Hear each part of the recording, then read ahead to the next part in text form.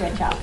Find your side seam and find out where you want your waistband to be. You know, you guys don't have any waist.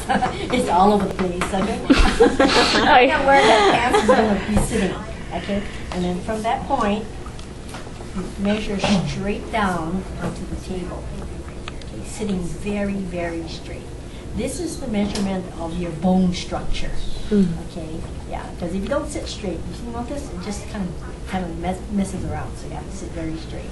Okay, take that measurement, put it down on your paper. That is your crotch depth. Okay, then I have this formula according to your hip measurement, how much ease you should be adding to that measurement. Okay, so I was, maybe mine came out 9.5, and then my hips are less than 37. I'll put ½ inch ease.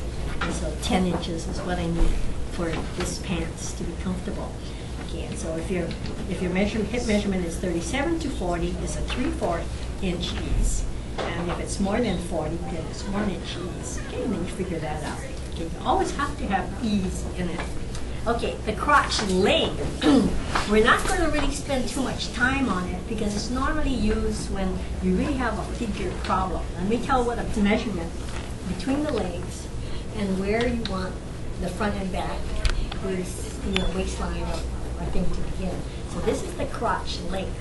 Now you take it one step further when you really have a figure problem is you put a paper clip on this thing and you want to find out where the inseam is. So while you're holding the tape on somebody, you tell them to reach underneath and place that paper clip where the inseam should be. It's right in the middle of the underneath. Okay? Yeah. All right. And then when you have those two measurements, this measurement for the front and then that measurement for the back, you can then write it down separately, front and back. Then you go and look at the eases that you have to add. And so if you have to add 1 inch ease, you would put ½ inch to each of the front and ½ inch to the back. And you would split any of these to get it even. Okay, all right. And then I'll show you.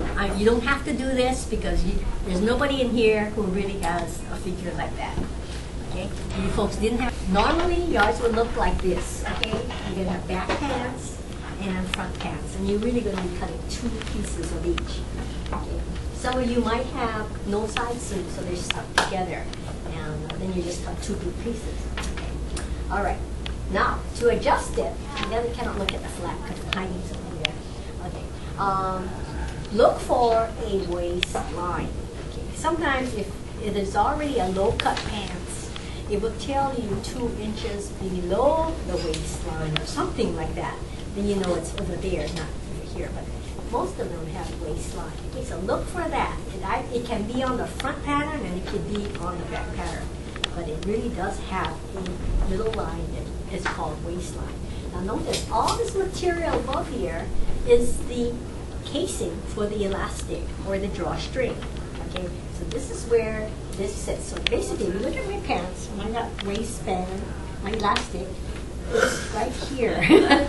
A band or an elastic is always above that. Okay, all right. I know you're supposed to wear it weighted, so you need that. So you can work with this either front or back. Okay, now measure from the waistline to the crotch line.